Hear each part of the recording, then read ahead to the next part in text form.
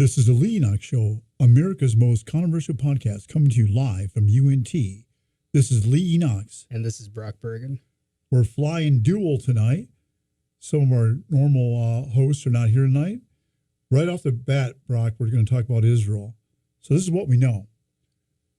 On Saturday, Hamas terrorists infiltrated Israel and did an unprecedented attack, firing more than 4,500 rockets at residential areas from the Gaza Strip. Nearly 1,600 people altogether have been killed in the war, including more than 1,000 people from Israel. Israeli Prime Minister Benjamin Netanyahu said in a video recently that Israel is at war with Hamas and called for a massive military response, which they're doing right now. The attack was carried out on one of Israel's most holy holidays, Shabbat Torah. So also what we've known is that Hamas has kidnapped over 100 Israelis and some Americans. I think there's been 11 Americans involved in it, and they're beheading. They're beheading hostages. They've killed, maimed, beheaded people from Israel. And so Israel has responded with full force. A lot of stuff's going on about that. There are some progressive Democrats in Congress that have showed some support for the Palestinians. Now, here's the thing. Generally, I don't take any sides in these issues. And a lot of people would support like a two-state solution that the Palestinians deserve their own state. But the issue here is Hamas has done the unthinkable here. Their response is not right. This is the worst atrocity in the history of Israel. It's just over 1,000 people are dead. They're killing children. They're raping and killing children. It's and women and elderly people. This is how crazy it is, Brock. So a grandma, I think she was in her late 70s, early 80s. Hamas kidnapped and killed her and showed the killing of the grandma on her own Facebook page. Oh, Lord. They posted a video on her own Facebook page from her phone. That's how crazy it is. Oh, wow. So Israel is not taking this lightly. Today, President Biden has expressed full support for Israel. It's a big controversy, but traditionally, the Lee Enochs Show will never shirk from the different issues that are going on today in America.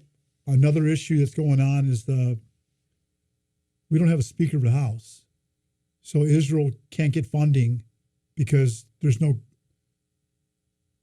speaker to be able to run the House of Representatives. And so there's going to be an election this week. It's a big mess, and we're not sure who's going to be the new Speaker of the House. Steve Scalise, Jim Jordan are two Republicans that announced they want to run for the Speaker of the House. An outside chance that Kevin McCarthy may return back to the Speaker of the House role. It's a big mess. So at a time of Israel's biggest crisis in recent memory, since at least the 1973 war, America doesn't have everything put together for they can help Israel with weapons and with necessary funding. Now, here's a big issue. There are a lot of Republicans who don't believe in supporting Ukraine with any more financial assistance. We've given several $1 billion to Ukraine in the war against Russia. And some people were saying, why should we support Israel if we're not going to support Ukraine? So these are some big issues that are occurring in the news today. But Brock, being our resident sports expert, we're going to talk about sports tonight, Brock. Yep. So first thing right off the bat is the Dallas Cowboys. So what was that final score? 42-10. 42-10. Did you watch the game, Brock? Sure did.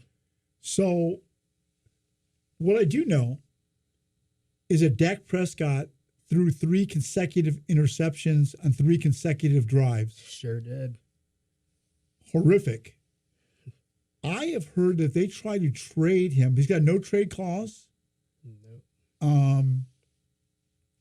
If somehow they got rid of Dak Prescott, it would cost $61 million against him in cap space. Right, because they gave him that huge contract 2 years ago. Let me ask you a question. Is Dak Prescott just an overrated player? Or what's going on with him? Because he seems like he puts up big numbers a lot of times, but in the playoffs last year, he threw some big interceptions. This is the biggest game of the year, and they were annihilated, Brock. He's one of those quarterbacks that I've seen. He's one of those like quarterbacks that's good enough to get a team to the playoffs or contend for the playoffs, and then but not good enough to win you a Super Bowl. It's pretty much like he's in that tier of quarterbacks, I'd say. But wasn't Tony Romo like that too, pretty much? He was pretty much just like that back when he was in his prime. Yeah, that was a really interesting thing. So you're Green Bay Packers. Talk about Green Bay. So they lost the other day. Horrible. Sure did. Horrible. So how is Trey Lance? Not Trey Lance, but who's your quarterback? Jordan Love. Yeah, that's right, Jordan Love. I always get those two guys mixed up. How did Jordan Love play the other day? He played bad. Like he threw 3 interceptions, 2 looked really bad. One of them ended the game. He did not what we saw yesterday is a complete far cry from what we saw the first 3 weeks of the season. The first 3 weeks of the season, he looked good, but this game, he just I don't know what happened. He just looked bad. The offense, Matt LaFleur was not calling some good plays. He wasn't doing him any favors, but it's just an overall bad performance from the team altogether. So let me ask you a question. Why did Green Bay give up on Aaron Rodgers? He's just getting too old? They didn't really, I'd say it's because, he was getting a little bit old, and they were trying, because Jordan Love, he was drafted in 2020, and his rookie contract would have ended in 2024. So they needed to see what he was going to look like for a full season. So they decided that they're going to trade Aaron Rodgers and see what he's got, and just see justify if that draft pick was a good pick or not. So San Francisco 49ers look like probably one of the best teams in the NFL right now. Yep. So this guy, Brock Purdy, comes out of nowhere, Brock. He's the last pick in the 2022 draft. He was Mr. Irrelevant. So anybody that says, oh, we saw this coming is pretty much a liar, right? Pretty much. Right? They just chose this guy. But he put up pretty good stats at Iowa State, right? He was an average quarterback at Iowa State. He was good enough to be drafted. He wasn't like some starter immediately, but he was an okay quarterback down there.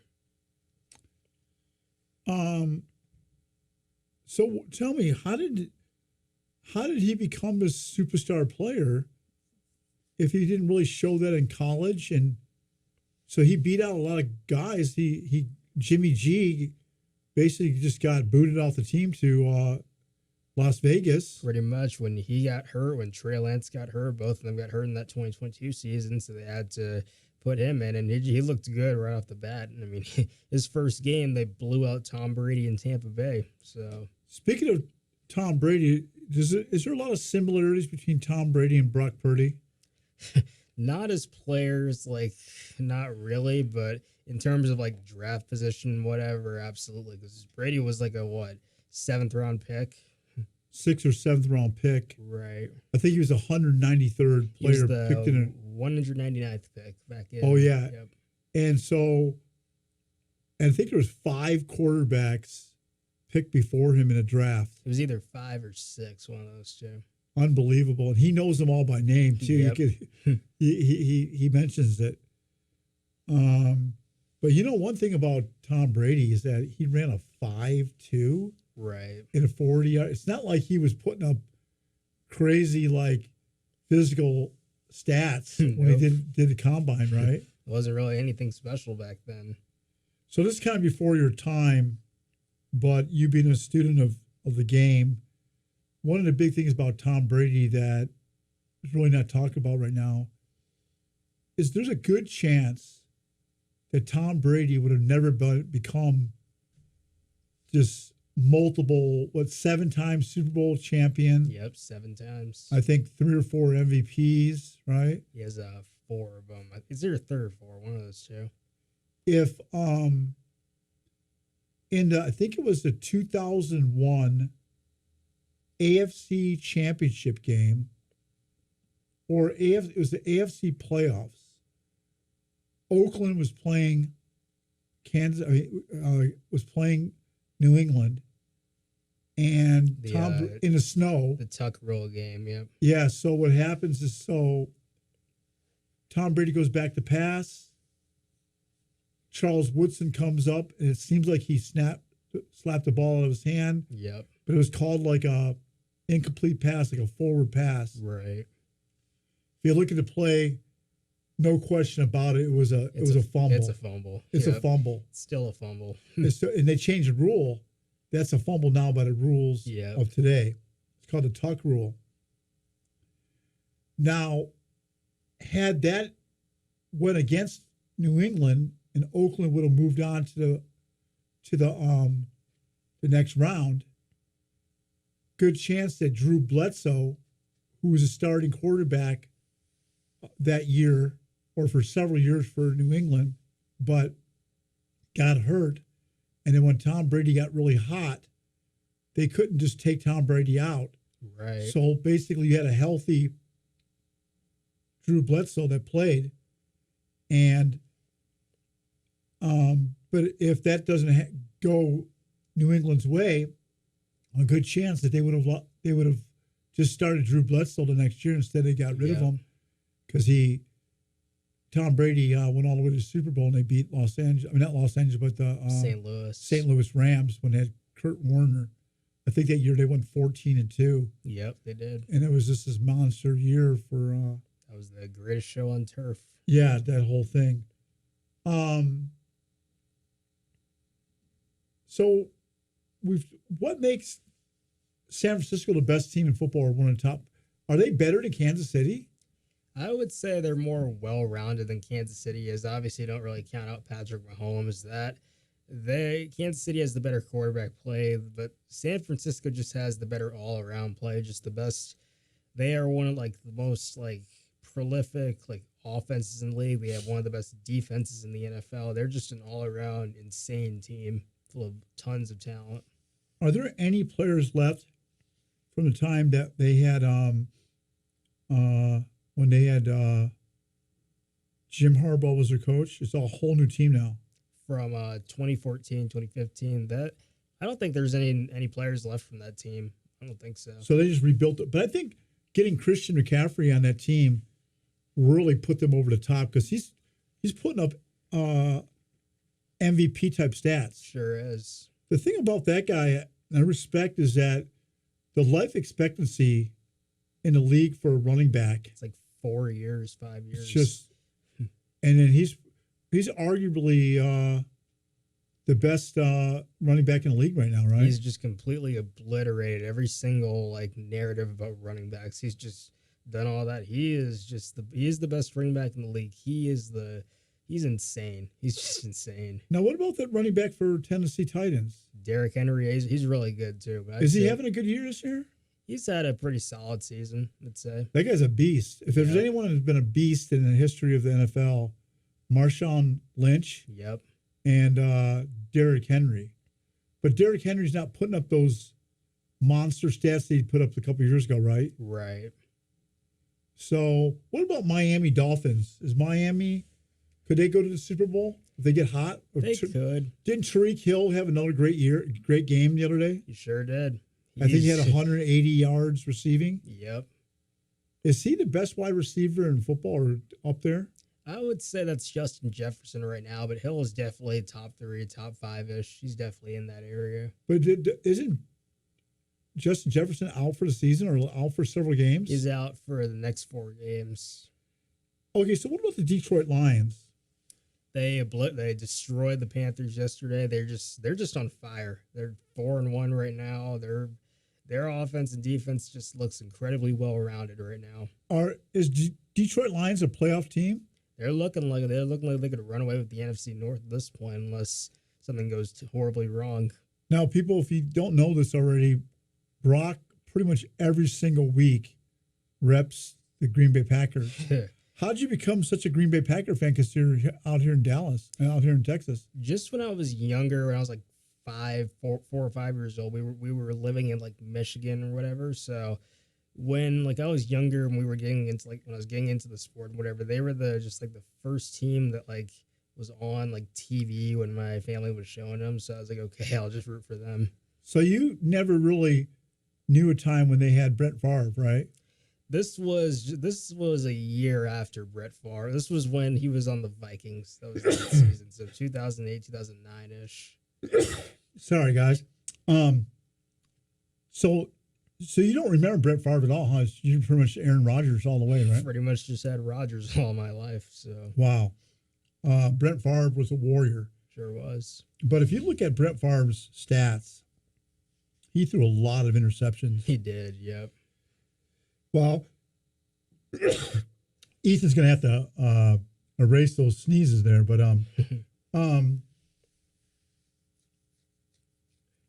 I think Aaron Rodgers has thrown something like 150 less interceptions in his career than that. Right, Brett Favre. He's had like the greatest like touchdown interception ratio in like history.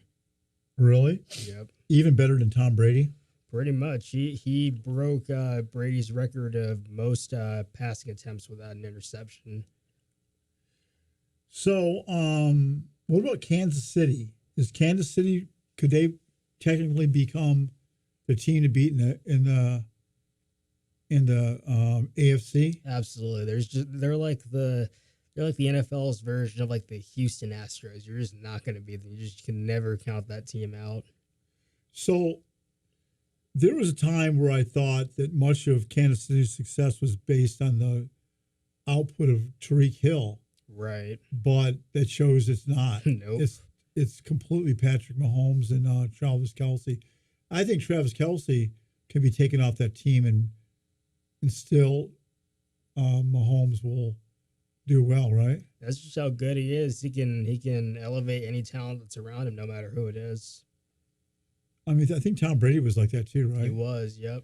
Would you say that Patrick Mahomes, by just pure talent and arm strength, is a better quarterback than Tom Brady? I would say like they're pretty close. I'd say, man, like we're gonna see like if Kansas City can sustain this kind of success for like the next decade or whatever, like what New England and Brady did, then that's definitely possible. But he's already one of the all-time greats. There's no denying that. You know what's really crazy? There are players. If you look at the stats, hey, do me a favor. Look at while we're talking right now. Look up the stats of Joe Namath. Let's see. So, as a lot of people know, Joe Namath was a great college quarterback for the University of Alabama. He took Alabama to the national championship. I think it was like the 1963 or 1964 NCAA championship. And then he goes on and he gets drafted and he signs with the AFC New York Jets. Yep. Becomes the first player in professional football to throw for 4,000 yards and eventually takes the New York Jets to the Super Bowl in 1969. But his stats, how many yards did he pass for his whole career? In his entire career, he passed for 27,500. Let me see. He passed for 27,663 yards. And how many touchdowns and interceptions did he have? He threw 173 touchdowns and 220 interceptions. Look at that. That's 228 interceptions. Okay. Now, what about the guy for Baltimore? The famous what's that? Flacco or No, the famous quarterback for the Baltimore Colts. Johnny Unitas. Yeah, Johnny Unitas. Look at Johnny Unitas' stats real quick here. Now, I'm going to argue that Johnny Unitas was one of the most important players in the history of football. He actually took football from just kind of like running for 3 or 4 yards to forward pass. He threw, let's see, Unitas, he threw for 290 touchdowns and 253 interceptions, along with 40,239 yards. No, for that era, 40,000 yards is unbelievable. Pretty much. That was the whole era of physicality and just a lot of toughness back in that time period. And I think he took the Colts to a couple championships. He did.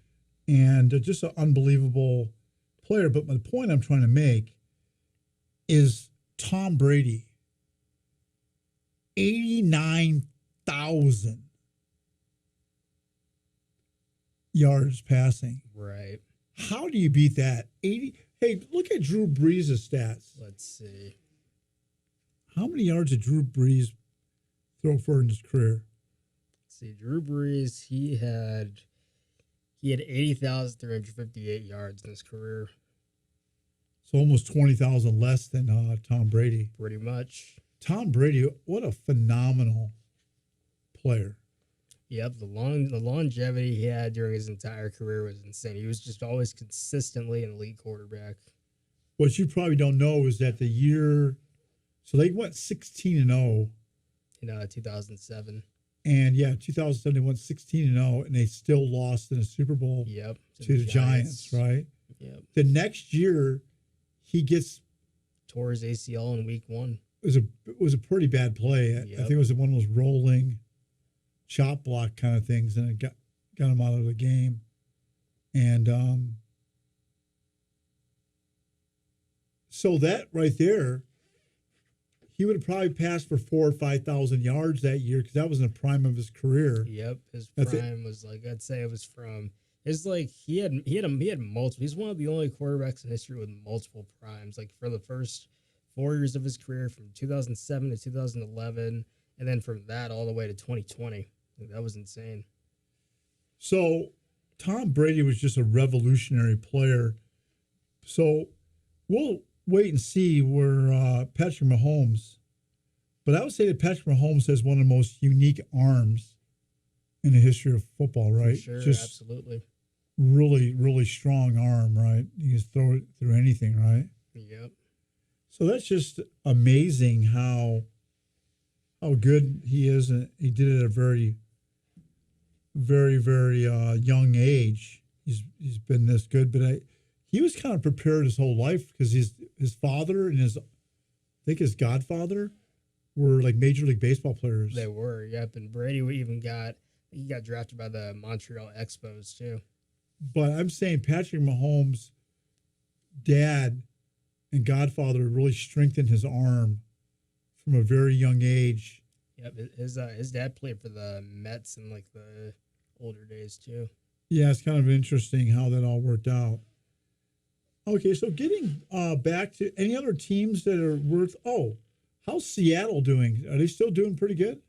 They had a really good game last week. I think they were on. Let's see, did they play yesterday? Let me look. I don't remember if they played yesterday, but they completely dominated the Giants on defense last week. So what is Seattle's record right now? Seattle right now is, let's see, they are. Seattle right now just so happens to be, whenever this loads, They are. Oh, they're 3-1. 3-1. 3-1. How can they? Aren't other teams like 4? It's because they were on. I think they were on bye this week. They might have. Let me see. Oh. They were on bye this week. They play next week against Cincinnati. Any other teams that are? The Bills are having like a kind of inconsistent year, huh? Yep, they had that bad game against the Jets, but they've looked all right, but they didn't really look too good yesterday though Sunday against Jacksonville though. Did Jacksonville beat them? They did. Oh wow! So Jacksonville is a team with Trevor Lawrence, right? That's them. Yep. Could Trevor Lawrence become a top quarterback in the league, or is it a stretch? I think he already is. Like it's like he's had a few like down games, but he's still a really good talent. Now, who's the quarterback that was for Cleveland all those years? Baker Mayfield. Baker Mayfield. Now he's the quarterback of Tampa Bay. So he's having a so-so year? He's actually not looked too bad. Like I expect him to be bad this season, but he's actually looks like a league average quarterback. Hey, is Jameson Winston out of the league? No, he's the Saints backup, but Derek Carr went down with injury and he played a little bit a few weeks ago. Oh, really? Yep. Man, what a major fall. Right. Because he went from being like a top prospect to QB, number 1 draft pick, to being just mediocre. An afterthought. He just threw a lot of interceptions. He did. Like, I think he was the first quarterback in the history of the NFL to throw for 30 touchdowns and 30 interceptions in the same year. Yep, in 2019. 32. Now, what about the quarterback for Teddy Bridgewater? Oh, right. I forgot about him. I think he's a backup in Detroit, right? Yep, that's where he's a backup at. Yep. So, Jared Goff. Do you think that Jared Goff has been an underrated quarterback in the league? I'd say so. I'd say he's like properly rated. He's not really like some like elite talent, but he's still good enough to lead a team. That's pretty much what the Lions have needed, and he's done exactly that ever since he came there. Why would Detroit give up Matthew Stafford for Jared Goff? Because did Matthew Stafford just want to get out of Detroit? I think he wanted out, and they wanted to just send him to a contending team and his career on a high note, and he did exactly that, win the Super Bowl with the Rams. Yeah, I just remember, I think the beginning and the end of Jared Goff's career in Los Angeles is when the Super Bowl. Yep, that Super Bowl where they lost 13-3, did not do anything at all. To New England? Yep, 2018. That was a horrible Super Bowl. It was terrible. And right then, the coach of Los Angeles just gave up on him, right? Pretty much. That's what Sean McVay, after that 2019 season, after another mediocre season, they wanted to just cut them all loose. And after all those mediocre seasons, they just tore it down, got a bunch of other talent, and that's why they went to the Super Bowl. So we had an issue this weekend with New England Patriots. Oh, man. So they lost 34-0. Blown out again. To New Orleans. Now, did Carr start? I think he did. He started. Okay. He did. But they took Mac Jones out for the second consecutive week and put Bailey Zappi in there? Yep, after another dismal performance from Mac Jones, he's taken out for the backup once again. Is there a possibility that Bill Belichick may lose his job in New England, or is it just a bunch of hype? He has a ton of power. I mean, it would be a huge Robert Kraft decision to fire him, but even then, as a GM, he hasn't really looked like a good GM in his past 2 years. He hasn't really been hitting on the draft that much. And as a coach, I mean, he's doing I'd say he's doing all he can, but at the same time, the offense for them just looks flat. It's the same as last year. Just with it, Matt Patricia, they got rid of him. He was terrible. He's not on the New England anymore? No, their offensive coordinator is Bill O'Brien, but pretty much the offense looks the exact same, just the same old screen pass, jump off. They're just not doing anything special at all. In the studio, we have a little teaser for you. We have Dr. Geoff Miller. He's a graduate student here, but he's also a medical doctor. And he's pretty much an expert on a lot of medical issues. And over the last few years, since the COVID-19 virus pandemic, I've had concerns about the government response and issues, Dr. Geoff, about the vaccines. And you said recently there was something came out in September 23rd about Kaiser patients not wanting to take the vaccine. Could you explain what's going on? Well, in the simplest terms, in October of 21, the director of the CDC, Rochelle Walensky, famously made the statement that if you get the vaccine, you will not get the virus and you can't spread the virus. Now, that was very early after the vaccine came out, and it turns out that both those statements are incorrect and eventually have been reversed. Fast forward 2 years now to September of 23, and Kaiser has done a nationwide survey of its constituents as to what their thinking is about taking the next dose of the vaccine, the boosters that came out on September 12th. On September 12th, another booster has been approved by the FDA. And the Kaiser constituents across the country were asked, would they be willing to take the booster? What they discovered was that 52% of the Kaiser respondents said they either would definitely not take the vaccine or would probably not take the vaccine. So it means the majority of the adults in the Kaiser study, which was nationwide, do not have confidence in any more vaccine boosters. This is the same vaccine that 2 years ago we were told by the government would prevent the virus from affecting us, and it would also prevent us from transmitting it, which are both incorrect statements. Moreover, that Kaiser study also asked parents, and more than half the parents said that they're not going to give their children any more vaccines.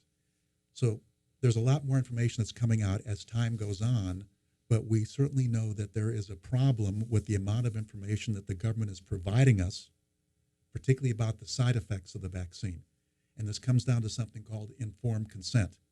And this goes back to the Nuremberg trials and the Tuskegee experiment, where we have regulations in this country that say you can't be forced to take a drug, you can't be forced to take any type of procedure without your permission, and you have to be given what's called informed consent. You have to know the risks and the benefits before you take a drug or before you undergo a procedure. So the current state of the art is that as time goes on, as we would expect, more and more information is coming out about the vaccine's side effects. And those side effects are important because there's nothing wrong with taking the vaccine so long as you understand the risks and whether or not there's what's called a risk-benefit ratio.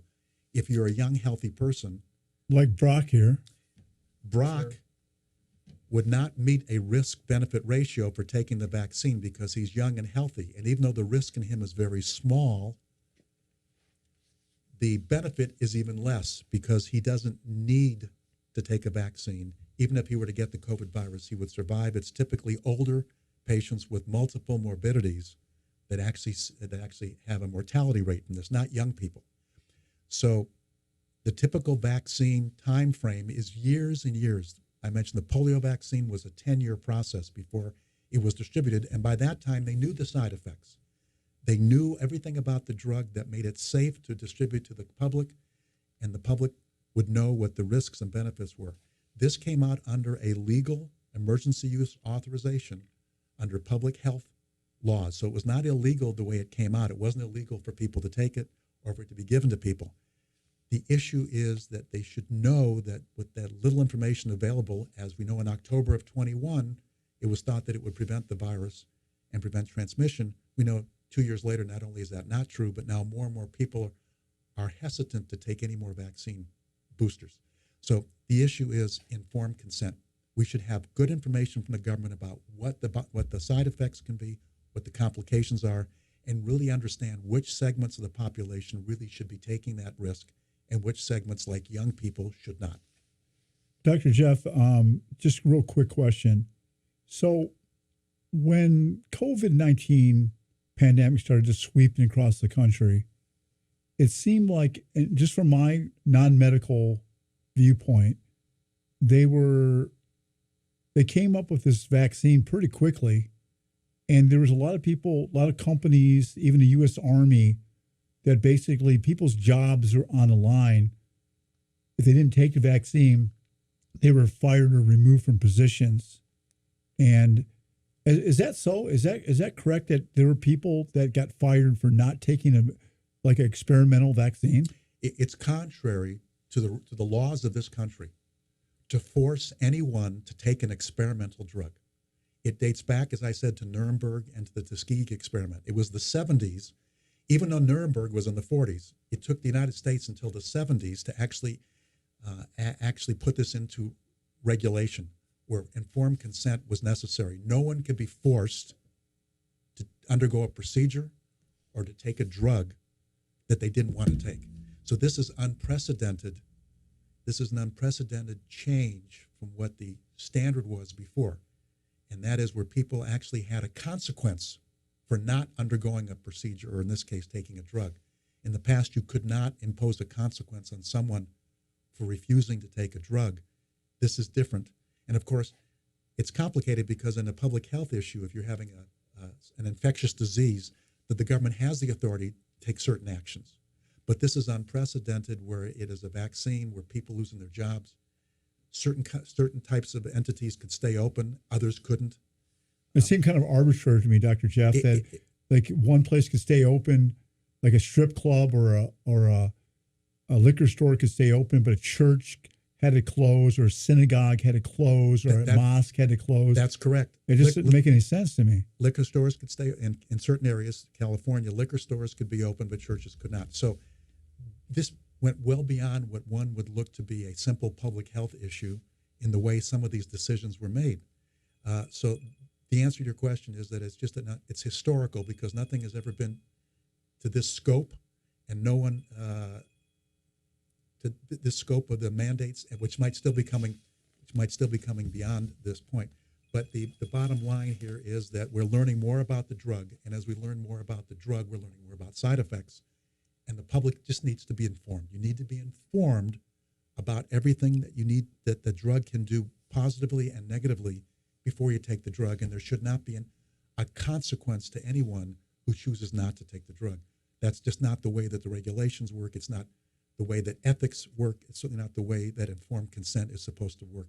No one can be forced to be part of an experiment. And we thought we'd learn this lesson from World War II in Nuremberg. And we did learn the lesson in the United States and put the laws into effect in the 70s.